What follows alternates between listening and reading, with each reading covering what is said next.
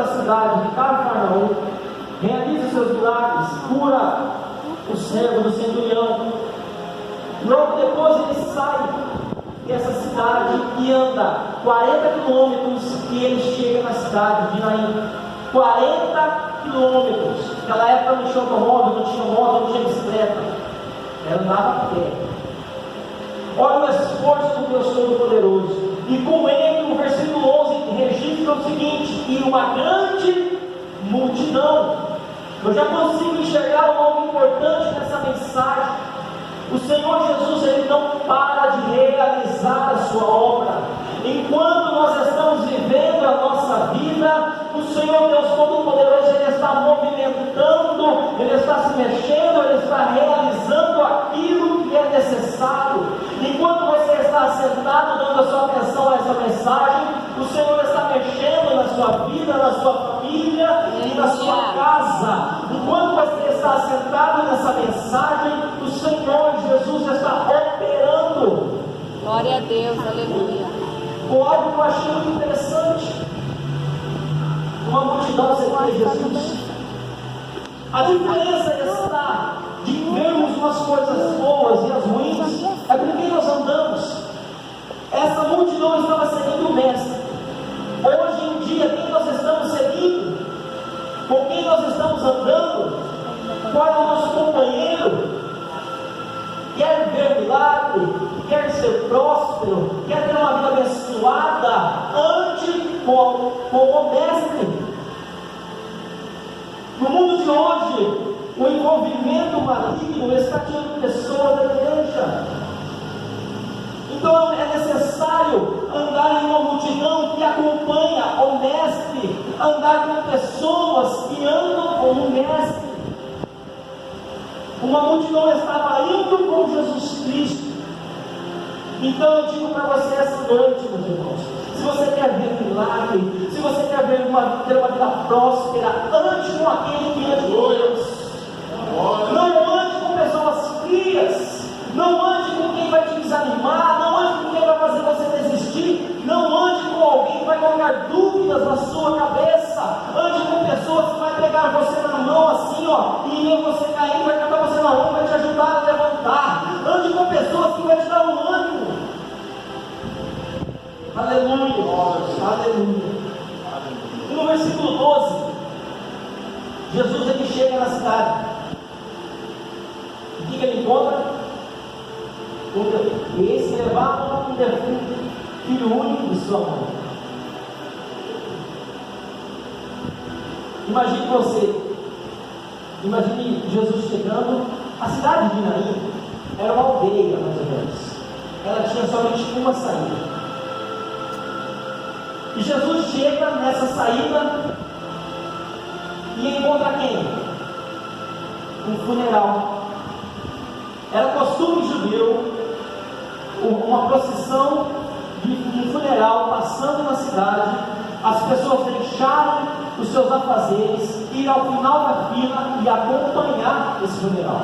Isso era um costume. E essa mãe era também um costume judeu que a mãe ou o pai andasse na frente do caixão.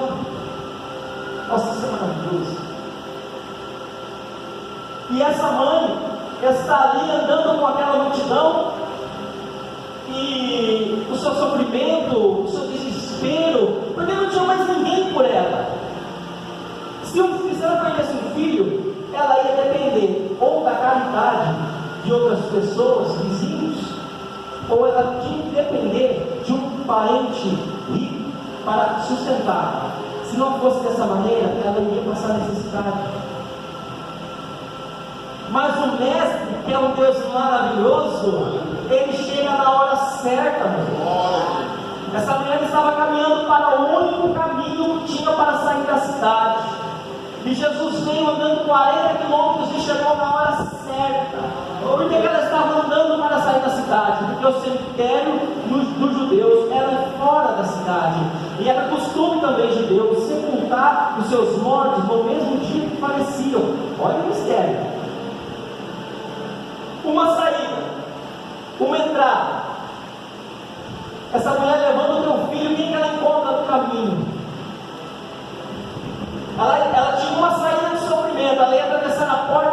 sofrimento. Ela estava indo a caminho do cemitério. Só que nós conseguimos ler no Evangelho de João, capítulo 14, versículo 6, dizendo que Jesus é o caminho. Enquanto ela estava indo de encontro no caminho do cemitério, na frente dela tinha outro caminho que ia levar a vida para ela. Enquanto a verdade dela era sofrimento, ela estava indo de encontro com uma verdade sobrenatural que era o Mestre. Enquanto na família dela a morte tinha tomado conta, ela estava indo de encontro daquele que era o dono da vida. Pois o Evangelho de João, capítulo 14, versículo 6 diz assim: eu sou o caminho, eu sou a verdade e eu sou a vida. Aonde o Mestre está, a morte é obrigada a sair. Quem sabe você essa noite está desesperado, tem sonhos, tem projetos, seja eles espirituais, seja eles financeiros, e você está caminhando para o cemitério porque pensa que já acabou, pensa que já morreu, pensa que Deus esqueceu de sua família, pensa que Deus esqueceu daquele que você ama, pensa que Deus esqueceu daquela promessa que Ele já fez lá atrás, que você já abandonou, já deixou de lado, achou que tudo está no cemitério, tudo está no esquecimento, tudo está na morte, tudo acabou. Mas você continua firme, porque esta noite, aquele que é o caminho, aquele que é a verdade e aquele que é a vida está nesse lugar. Enquanto você caminhar, você vai encontrar com esse Mestre e Ele vai transformar a sua vida. Glória a Deus. Deus, tu és tremendo. Deus, tu és maravilhoso.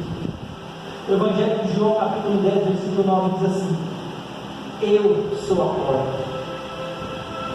Se alguém entrar por mim, entrará, salvar-se-á e sairá.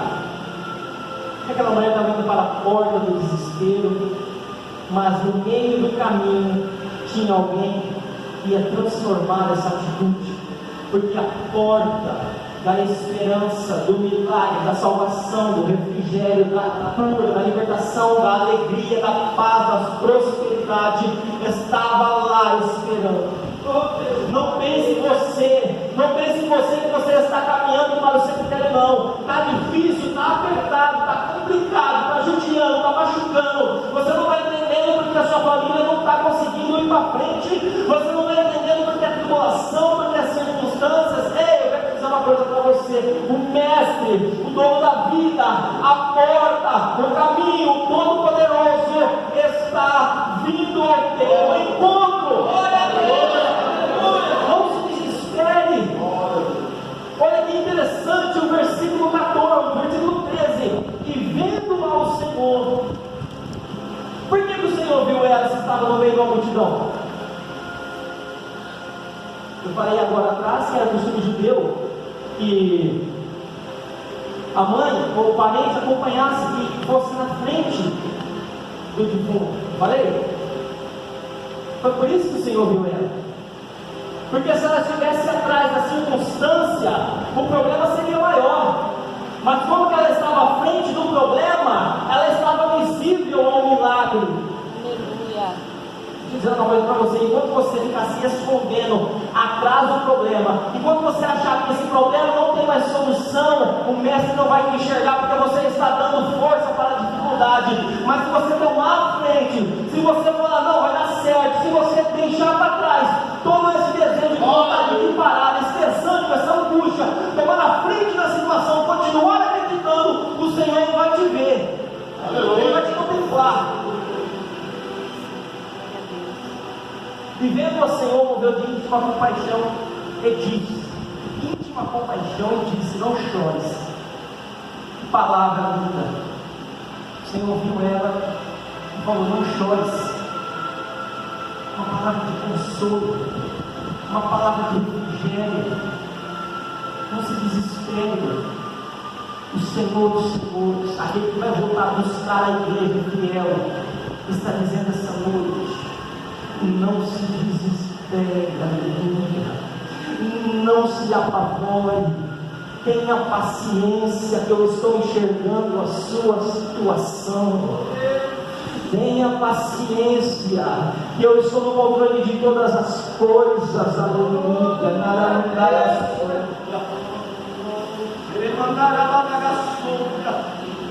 Tenha paciência. Muitas pessoas têm desanimado e está esquecendo do conselho do mestre. Não chores, tenha calma, não se desespere. A promessa está feita, porque muitos ainda desistem, porque não confiam na palavra do mestre, não dão crédito. O Senhor falou para você não chorar, é porque Ele está indo ao seu encontro, porque Ele já viu a sua causa, as coisas vão se resolver. Glória a Deus. Aleluia, aleluia, aleluia, aleluia. Glória a Deus, aleluia, Jesus. E chegando-se, tocou, mas olha que forte. E chegando-se, tocou o esquife, e os que levavam pararam. Jesus, vendo toda essa situação, movendo-se de uma compaixão. Compaixão na época não era um caixão igual hoje. Era tipo uma maca, onde 4 pessoas levavam, e essa deitava-se ali, cobria-se o rosto dele, e eram 4 pessoas levavam com um varal.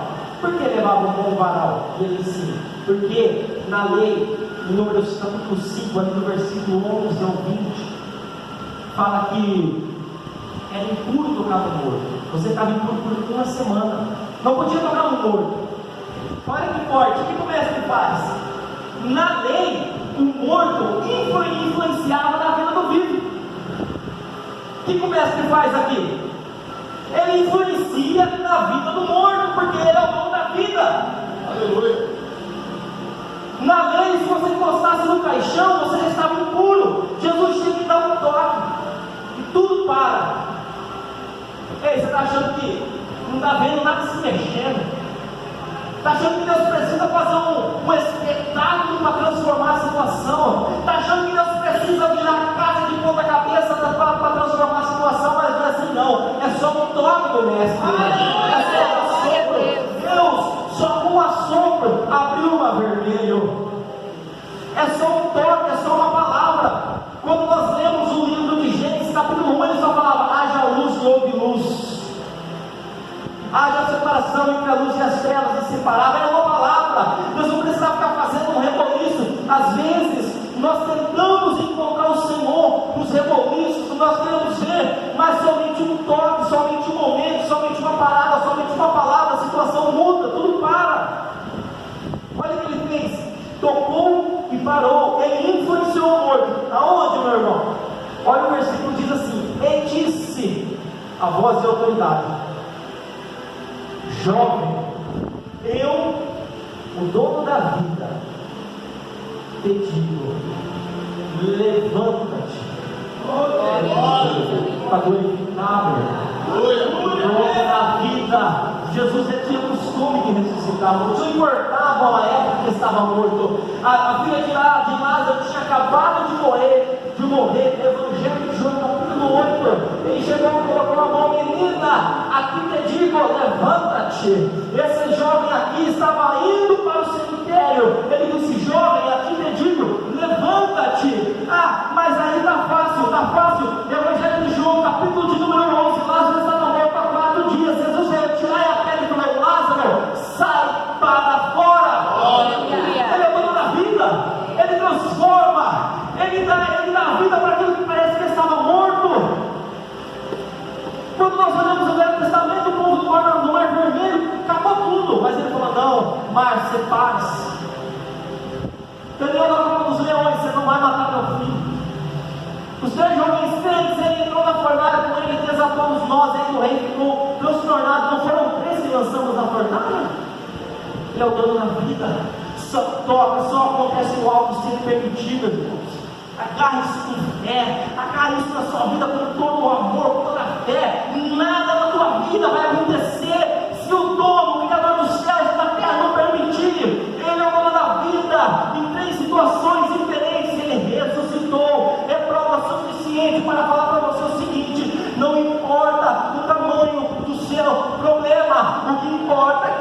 da vida já tocou nele e vai transformar o seu desejo. Aleluia. Aleluia, Senhor. Você está achando que Jesus estava preocupado com lei? Que ele estava preocupado em tocar um morto? Morto não esfria o dono da vida, não. Morto não influencia aquele que deu a vida, não. É o contrário. Ei, quero te dizer uma coisa: se você estiver com Jesus Cristo, se nós agarrarmos essa palavra com fé, nada, problema nenhum vai influenciar você. Problema nenhum, você vai sair dessa noite acreditando. Você vai sair dessa noite transportando na fé. Não importa o tamanho das suas circunstâncias, se ela é familiar, se ela é sentimental, se ela é financeira, conjugal, se ela é profissional, seja qual for a sua área, nada vai influenciar a sua vida, porque você não é um servo de um Deus qualquer. O seu Deus não é feito de argila, não precisa ser carregado, não precisa de vela para ter luz. O seu Deus criou os céus e a terra. Glória a Deus. Para terminar a mensagem,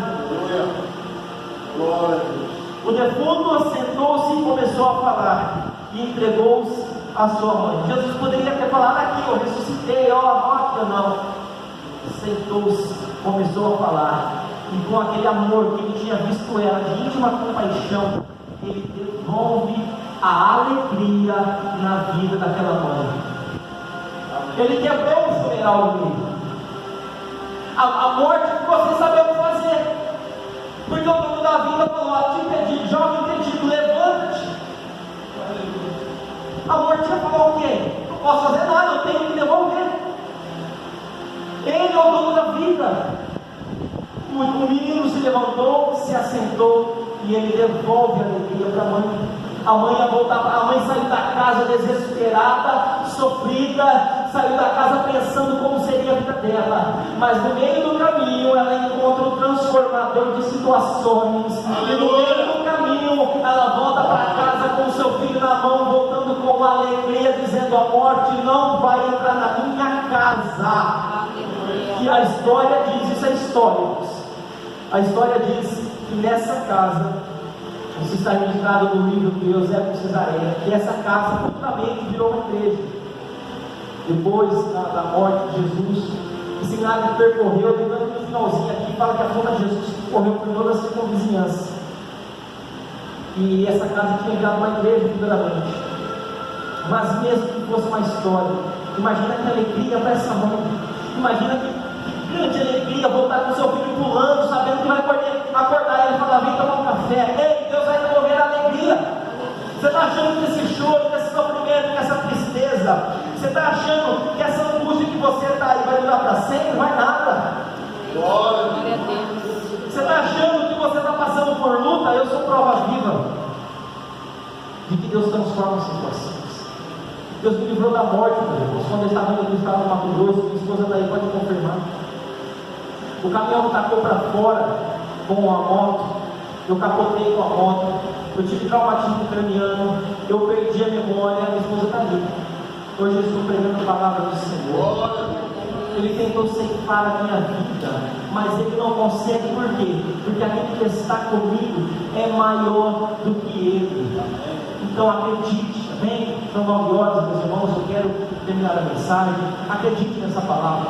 Não saia daqui duvidando, não saia daqui com um pingo assim de dúvida de que a sua situação vai ser transformada, de que o seu cativeiro vai ser transformado, de que daquilo na situação que é necessária na sua vida, Deus vai transformar, amém? Fique com essa palavra, que o Espírito Santo fale ainda melhor nos nossos corações. Eu agradeço a oportunidade, em nome de Jesus.